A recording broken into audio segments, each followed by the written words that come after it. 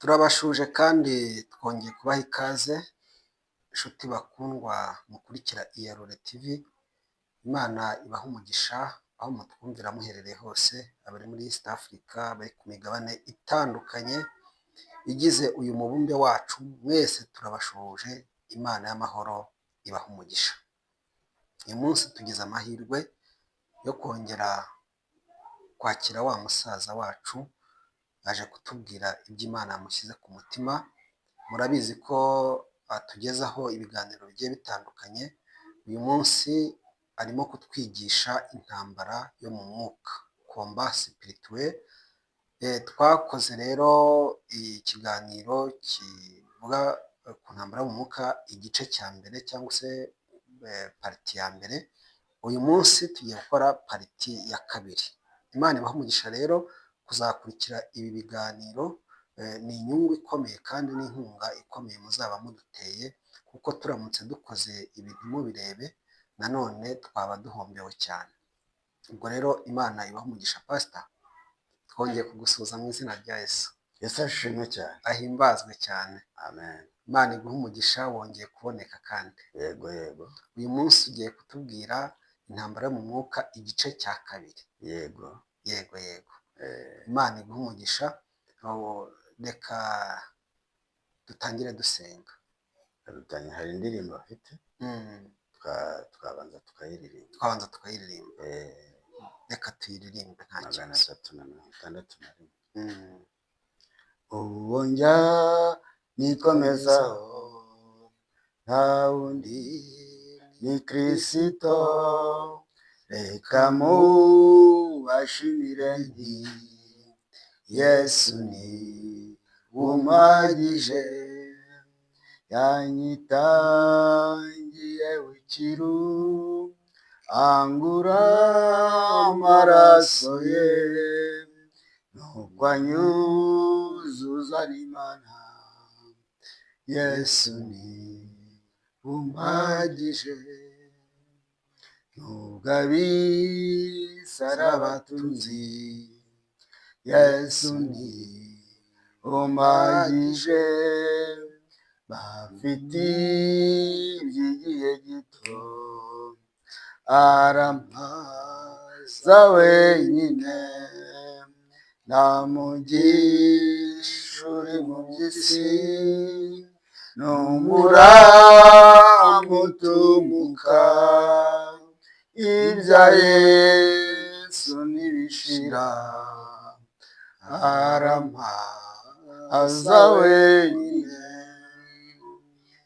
Naho naba mu bukene, Yesu ni umpagije, naho napfusha ibyo nkunda, arampaza wenyine.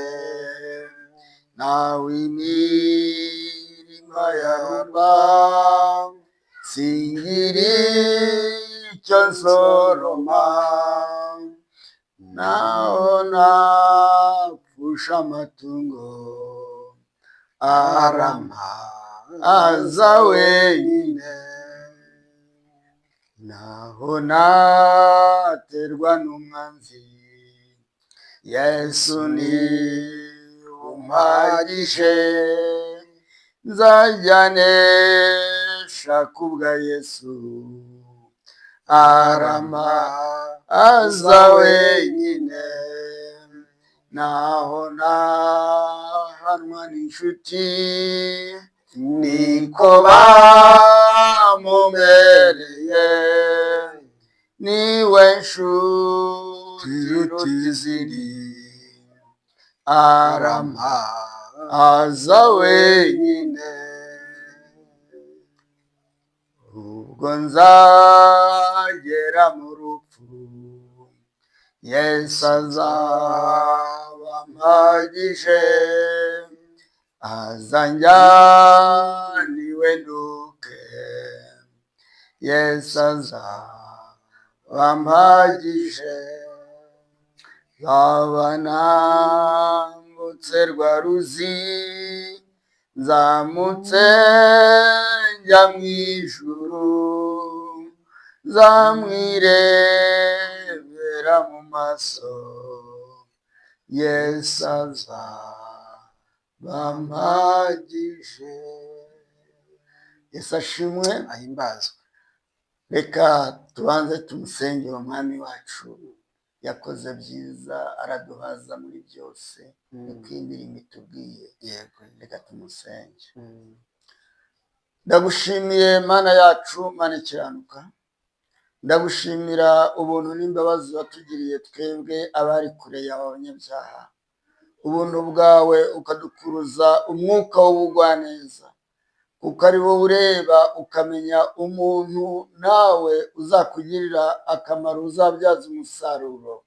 Mwami rero uyu murimo ntabwo ari twe tuwukora ahubwo ni wowe ukora.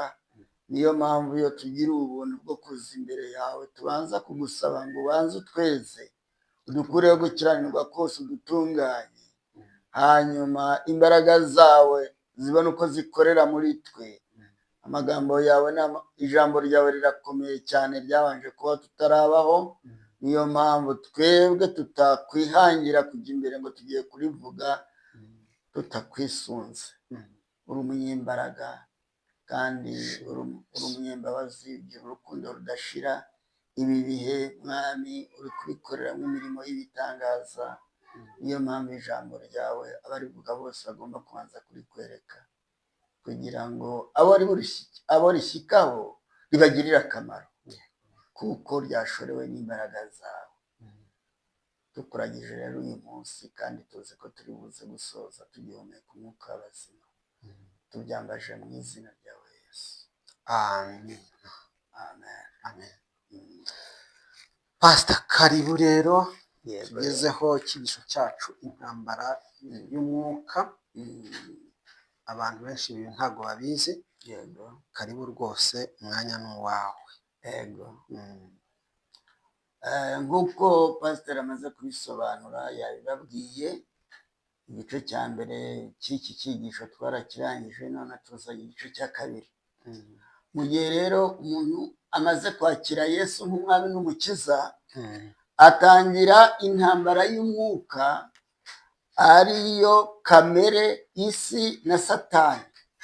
Muri iki cyigisho turibanda kuri aba banzi batatu batera umukristo n'ukuntu ashobora kubanesha yisunze imbaraga za Kristo zikorera muri we.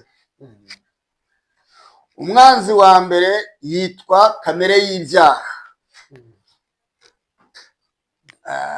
Kamere y'ibyaha uko iteye nibyo ngira ngo mbanze ndebe, kuko ngiye nkunda kuvuga nshingiye no ku ijambo ry'Imana. Turebe mu Baroma igice cya 7 n'imirongo igeze kuri 3 gusa, ntabwo ari myinshi, niba atari 4. Tuyasome. Abaroma igice cya 7 duhereye ku murongo wa 14 turageza 21, imirongo 7. Intambara y'umutima uhana na kamere y'ibyaha. Tuzi yuko amategeko ari ay'umwuka, ariko jyewe ndi uwa kamere, ndetse naguriwe gutegekwa n'ibyaha. Sinzi ibyo nkora, kuko ibyo nshaka atari byo nkora, ahubwo ibyo nanga akaba ari byo nkora. Ariko ubwo nkora ibyo ndashaka, nemera ko amategeko ari meza. Nuko rero noneho sijye uba nkibikora, ahubwo n'icyaha kimbamo.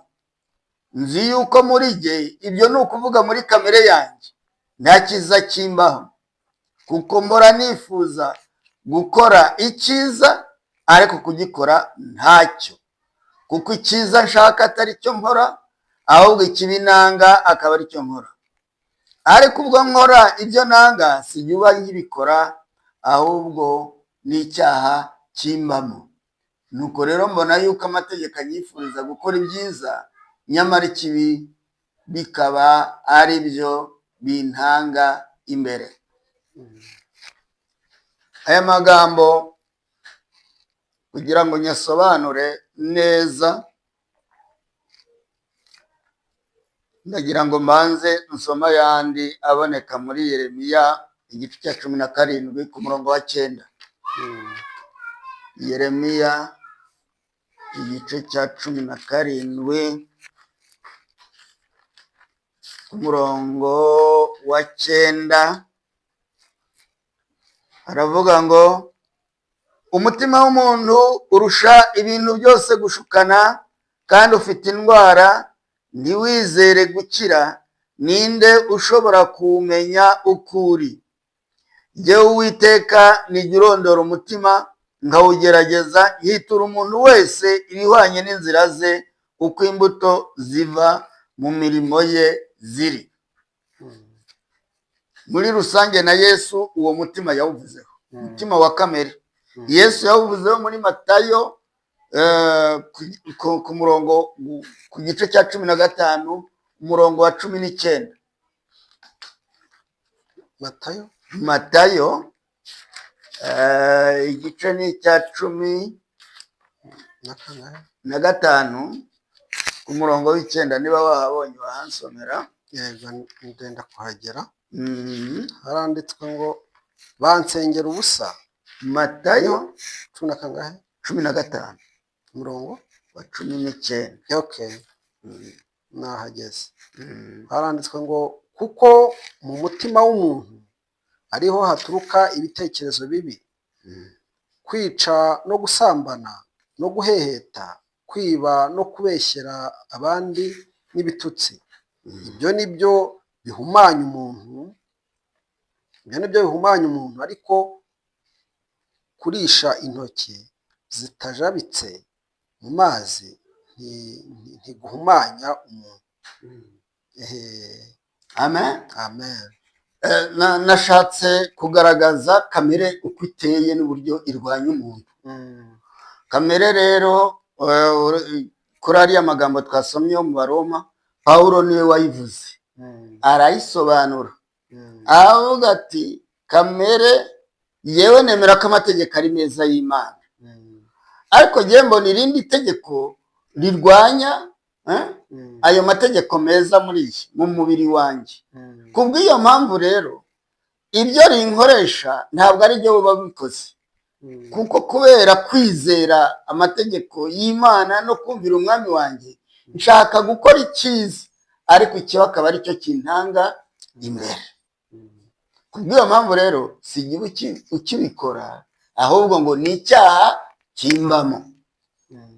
Abakristo turakizwa, ariko ntabwo kamere yacu ihita ikizwa. Kamere yacu ntijya inapfa. Kamere burya niwe muntu. Kamere rero kugira ngo ikire, nta kindi kijya cyicisha bugufi uretse ijambo ry'Imana.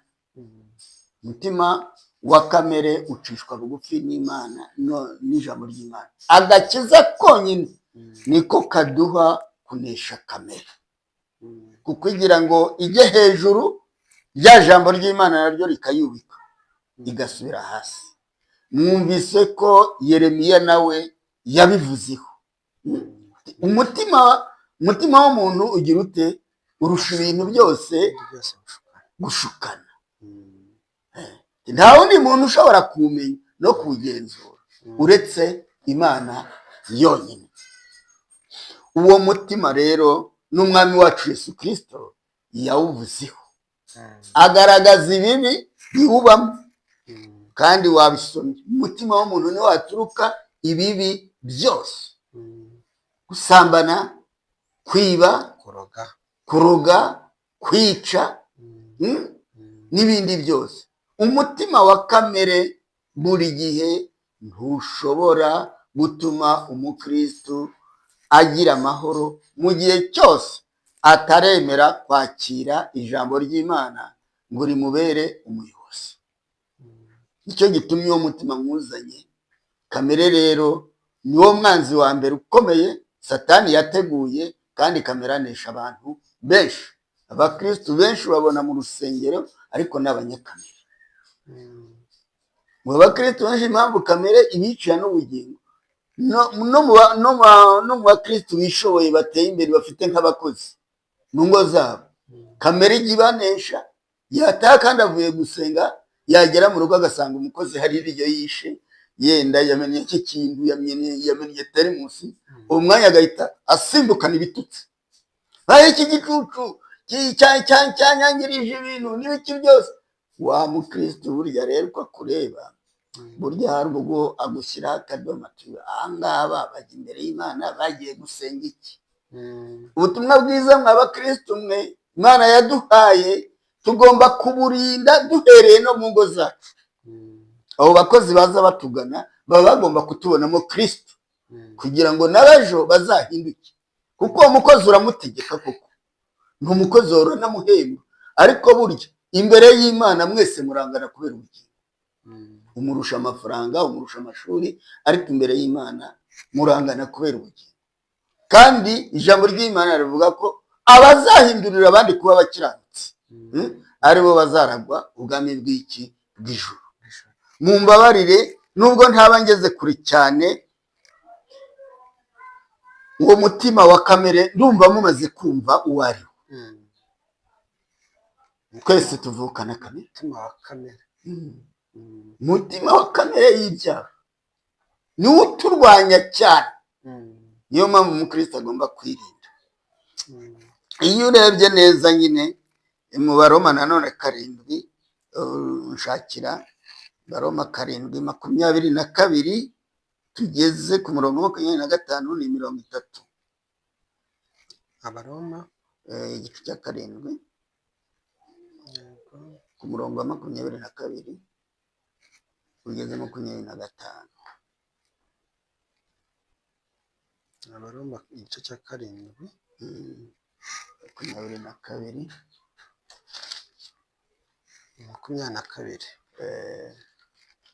urageze 25. haranditswe ngo nishimira amategeko y'Imana mu mutima wanjye, ariko mbona irindi tegeko ryo mu ngingo zanjye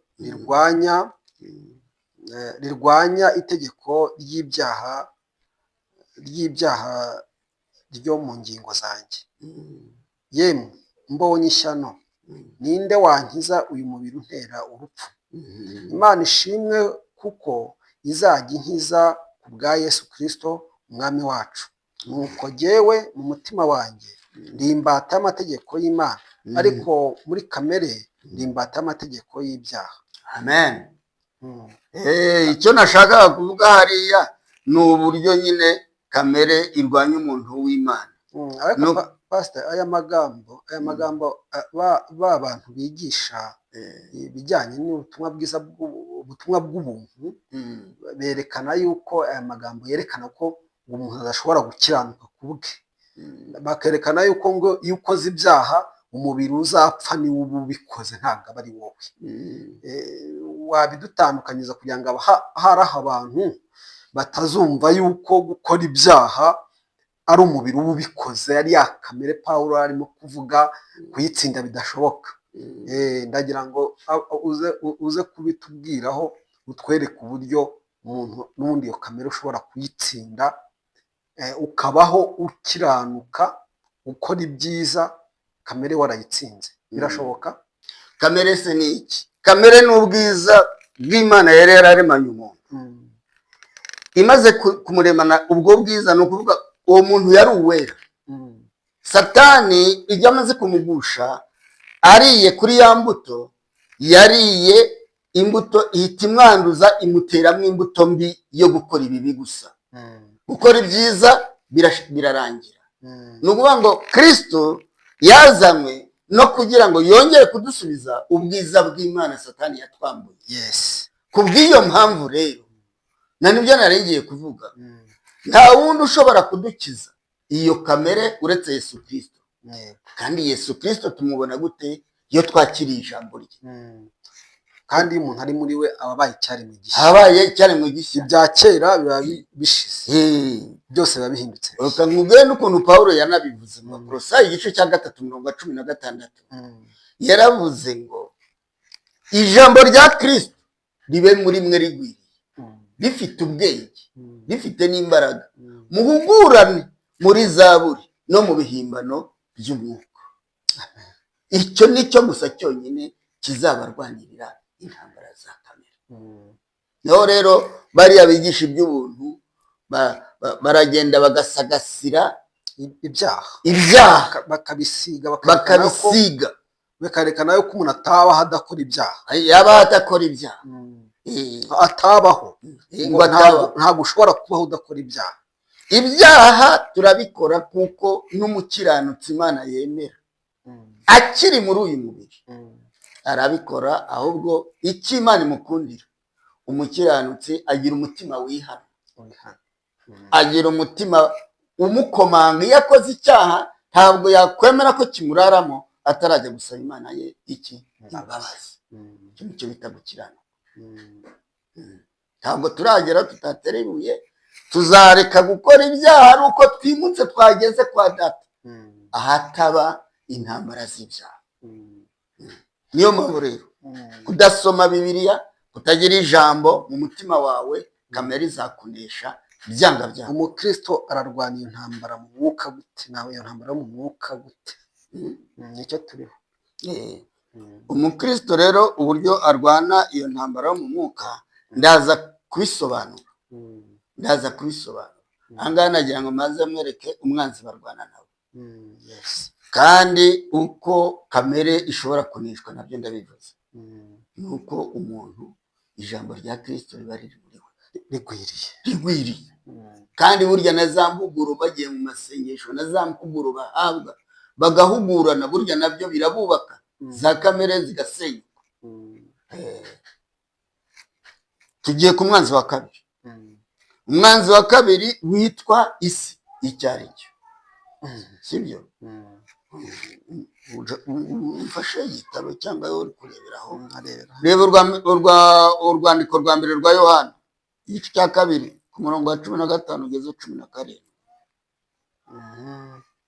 Urwandiko rwa mbere rwa Yohana ibice 2 umurongo wa 15 ugeze na 17. Haranditswe ngo ntimugakunde iby'isi cyangwa ibiri mu isi. Umuntu nakunda iby'isi,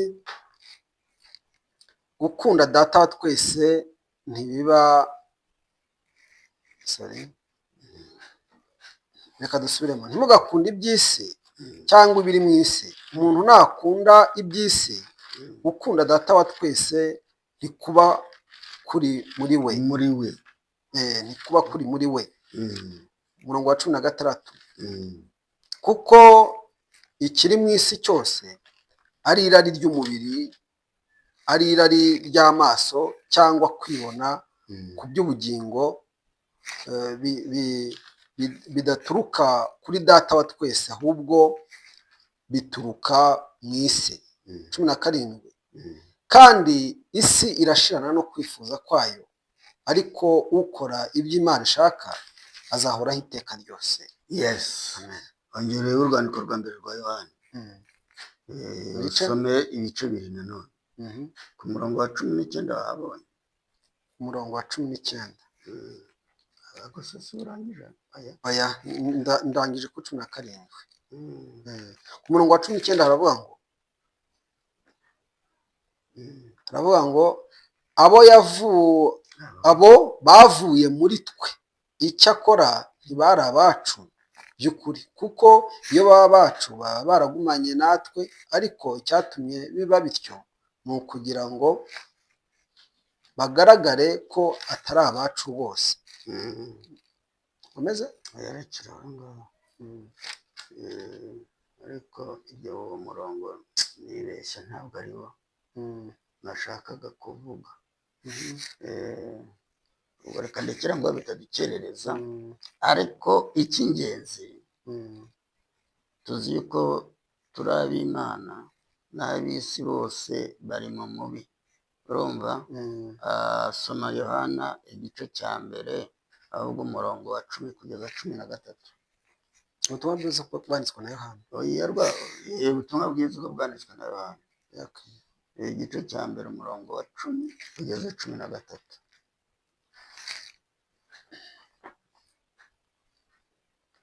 Igice cya mbere umurongo wa 10 kugeza 13. wa 10 haranditswe ngo yari mu isi ndetse niwe wayiremye, nyamara ab'isi ntibamumenye. 11 ngeze kuri kangahe? Kugeza 13. Umurongo wa 11 yaje mu bye ariko abe ntibamwemera. 12 icyakora abamwemeye bose bakizera izina rye yabahaye ubushobozi bwo kuba abana b'Imana. 13 abo ntibabyawe n'amaraso cyangwa ubushake bw'umubiri cyangwa ubushake bw'umugabo, ahubwo babyawe n'Imana. Amen. Umwami wacu Yesu Kristo yari mu isi, ariko ngo ab'isi ntibagize bati ntibamwemera. Ariko abamwemeye bo yabahaye ububasha, abantu ubushobozi bwo kwitwa iki? Abana b'Imana. Abo ntibabyawe n'ubushake bw'umwana w'umuntu, ahubwo ngo ni abantu baba barabyawe n'iki? N'Imana. Umuntu utarabyawe n'Imana rero ni wa muntu utemera Kristo. Kristo rero abereyeho kugira ngo aturwanirire izi ntambara zose, kuko azi ko tuzibamo, kuko isi nawe yayibayemo. Isi arayizi, azi kamere z'abantu uko ziteye. Abamwemeye rero byanga byakunda, iyo bemeye kugendera muri gahunda ye, bakagendera mu mategeko ye, kamere nta kibatwara y'ibyaha, ahubwo kuko Kristo bamufite ahora abarwanirira, ahora abatsindishiriza. Nta mpamvu rero yo gutinya isi.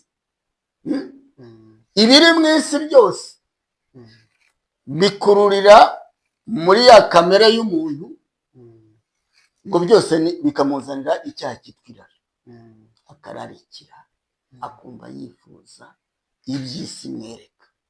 Kandi Satani igituma akoresha isi cyane nuko n'abantu ba mbere yabanesheje akoresheje iby'isi. Isi irabigizwe n'ibintu ikagirwa n'abantu.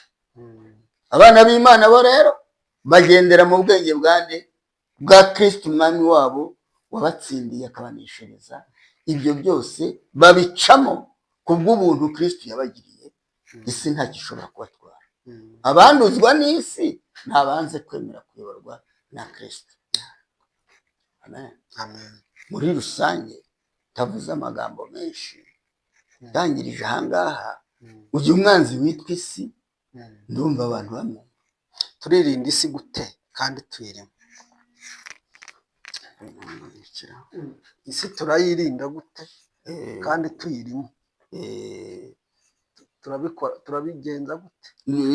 Soma muri Yohana, urwandiko rwa mbere rwa Yohana, igice cya 5, umurongo wa 4 kugeza 5. Urwandiko rwa mbere rwa Yohana.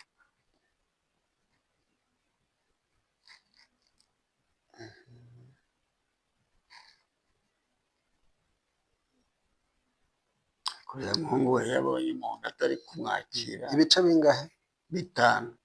Ibice 5, umurongo wa 4 haranditswe ngo uko icyabyawe n'Imana cyose kinesha iby'isi, kandi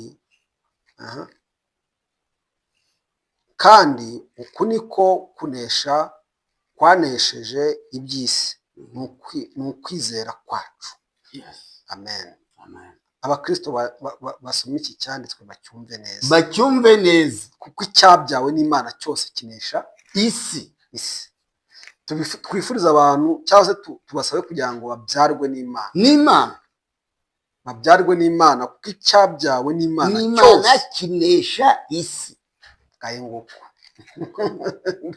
twe twabyawe n'Imana, ntabwo twabyawe n'abantu. Niyo mpamvu turabanesha. Tugomba kunesha isi irimo ibyaha, irimo Satani, tukanesha irari ry'umubiri. Kubera iri jambo numva rinyubatse cyane, rirasubiza n'abandi bantu bumva yuko ngo bagomba gukora ibyaha ngo kuko bafite kamere y'ibyaha ngo nibagenga. Abo ntibabyawe n'Imana. Ariko wabyawe n'Imana wese anesha iki? Noneho umurongo wa 5 uravuga ngo ninde unesha iby'isi keretse uwizera Yesu, keretse uwizera yuko Yesu ari umwana w'Imana. yes, Abandi bose baraneshejwe, abatizera Yesu baraneshejwe, ariko abizera Yesu ni abaneshi. ntabanesha. Tugana ku musozo, watanga inama? Nashaka kuvuga uriya mwanzi wa gatatu. Umwanzi wa gatatu witwa Satani, kuko Satani ni ukoresha kamere y'ibyaha, agakoresha n'isi. Ubu ngubu nibyo ashyira imbere. Ubundi Satani we ni umwagiserirateri, ameze nk'umushoferi yakandagiye kuri agiserirateri, amaze kwakira imodoka iravuduka. Icyo Satani akora, reka rero tumuvugeho nawe.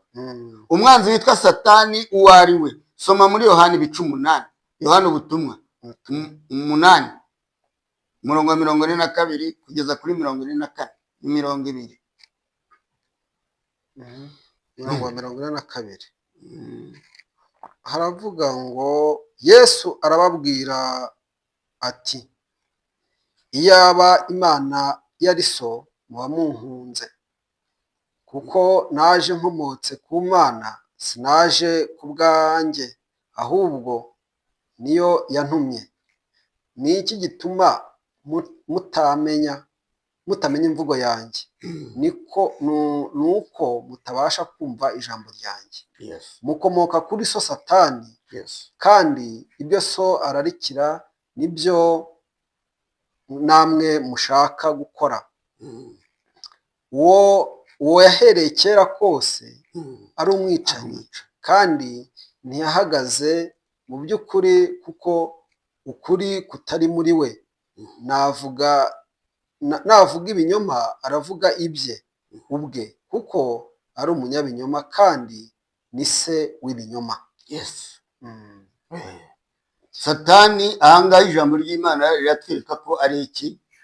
Ari umwicanyi, umunyabinyoma, akaba umunyabinyoma. Ibintu akora byose nta kuri kuba kurimo. Niwumvira amajwi ya Satani, byanga byakunda azakugusha. Abanesha Satani ni abana b'Imana gusa bonyine, kuko basubiranye ubwenge baremanywe. Ubwenge bwo mu ijuru abatabufite niko kaga bafite, kuko ubumenyi bw'isi kwiga amashuri ahanditse bagakomera, bakibwira ko ari bwo bwenge. Ariko Satani kuko ari umunyabinyoma arabinjirana akabashukisha iby'isi, ejo ugasanga ubugingo bwabo burapfuye, burashize. Twebwe twahisemo kwemera ubwenge bw'ijuru, kuko ubwenge bw'ijuru buturinda iki? Buturinda gukora icyaha. Basobanukirwe rero Satani uko akora. Ni umwicanyi, ni umunyabinyoma. Ibinyoma bya Satani biri mu kuza mu nyigisho zitandukanye. Ko turi hafi rero iyo gusoza, nagiraga ngo undebere ijambo ryo mu Korinto wa 2. Nateguye za verse biblique kugira ngo abadukurikira nabo bajye bagerageza ubwo bisomera, bumve ibyo tuvuga aho tuba twabikuye, ntabwo ari mu kirere. Abakorinto ba 2 igice cya 4 umurongo wa 1 kugeza 5. Umurongo wa 1 kugeza kwa 5 haranditswe ngo, nuko rero ubwo dufite uwo murimo wo kugabura iby'Imana kubw'imbabazi twagiriwe, ntiducogora, ahubwo twanga ibiteye isoni bikorwa rwihishwa, tutagendera mu buriganya kandi tutagoreka ijambo ry'Imana, ahubwo tuvuga ukuri tweruye, bigatuma umuntu wese adushimisha umutima we imbere y'Imana. Ariko niba ubutumwa bwiza twahawe butwikiririwe abarimbuka, ari bo batizera Imana, abo Imana y'iki gihe yahumye imitima, kugira ngo umucyo w'ubutumwa bwiza bwa Kristo ari we shusho y'Imana itabatambikira. kuko tutabwiriza ibintu byacu, kuko tutabwiriza abantu ibyacu, ahubwo tubabwiriza ibya Kristo Yesu ko ari we mwami, natwe tukaba abagaragu banyu ku bwa Yesu. Ni umurongo wa 5 n'usorejeho. Aya magambo Pawulo yigishije, umutwe wawe uravuga ngo ibya Yesu Kristo nibyo byonyine Pawulo abwiriza. Pawulo bamenye ko ari umuntu wabanje kuba mu mwuka mubi wa Satani, ariko Imana iza kumuhindura icyaremwe gishya, imushyiramo umwuka wayo. Ibyo abwiriza rero ntabwo ari ibihangano. Niyo mpamvu abana b'Imana bamaze guhindurwa na Kristo nabo badashobora kuvuga ibintu bitandukiriye. Ntabwo dushobora gucogora guhamya Kristo twaramwakiriye, ahubwo ubutumwa bwiza niba butwikiye ab'iki gihe, ab'Imana y'iki gihe ishuka. Satani nanone ijambo ry'Imana rimwita ngo ni Imana y'iki gihe. Ab'iki gihe rero nabo barangariye mu by'Imana y'iki gihe iri gukora. Umwami w'umwijima arabashuka akabariganya, akabereka yuko kwiyegurira Kristo bizabagiraho ingaruka mbi, ariko kwiyegurira Kristo twebwe icyo biduha nuko biduha n'uburenganzira bwo kuzataha iyo data yagiye iwacu mu ijuru. Aha muri iyi si twebwe duhari nk'abatwarabutumwa, abatwara umucyo w'ijambo ry'Imana. Aha ngaha twaje muri misiyo, ntabwo hano ari iwacu. Niyo mpamvu umukristo muzima muri iyi minsi agomba gukanguka kandi akinjira mu ijambo ry'Imana agasoma cyane, kuko Bibiliya iyi niwo muhanuzi uruta abandi bahanuzi. Iyo ufite ijambo ry'Imana mu mutima wawe ukaryizera ugakora ibyo rigutegeka, uzashyika mu ijuru nta nkomyi uhuye nayo. Muri rusange nashakaga kwereka abantu Imana y'iki gihe ko hari nayo iri mu gukora, kandi ihombeje abantu benshi. Nanze kujya hirya ngo mvuge amagambo menshi, ariko abanyumva bajye basubiramo basome, kuko dusoma twihuta. Izi nyigisho twibutsa abantu yuko n'ubundi ni inyigisho izakomeza ku kindi gice cya 3. Yego, turangije igice cya 2, ariko dukangurira abakristo cyangwa duhwitura abakristo ngo bakomeze kwizera Yesu, bakomereze muri Yesu, bambara imyambaro ikwiye, imyambaro y'urugamba, kuko intambara turwana ntabwo yoroshye. Turakirana, abo dukirana nabo ntabwo ari abantu b'inyama n'amaraso, ahubwo ni abadayimoni bari mu ijuru, bari hejuru mu isi y'ikirere. Niyo mpamvu turimo kuvuga ku ntambara mu mwuka. Pastor, Imana iguha umugisha. Rero turimo twasoza dusenga n'ubundi. aho dusengera. Mana Data twese uri mu ijuru, twongeye kugushimira neza yawe. Dushimiye aya magambo, dushimiye umugaragu wawe, umuha umugisha utubwiye ibyawe, kandi Mwami Imana usubize aho akuye. Ikiganza cyawe cyiza gikomeze kuba ku buzima bwe, ukomeze kumuturindira Mwami, kuko afite byinshi byo kutubwira wamutumye. Nakwinginze rero kugira ngo ukomeze umwuzuze amavuta, ukomeze umwuzuze imbaraga, ukomeze umuhaze uburame, kugira ngo akomeze akore umurimo wawe.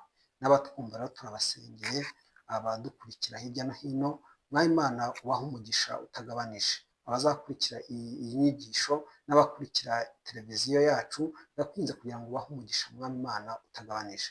Mwami Imana byose tubyambije tukwizeye mu izina ry'Umwami wacu Yesu Kristo. Amen. Imana umugisha Pastor. Naho ubutaha. Imana ishimwe. Amen.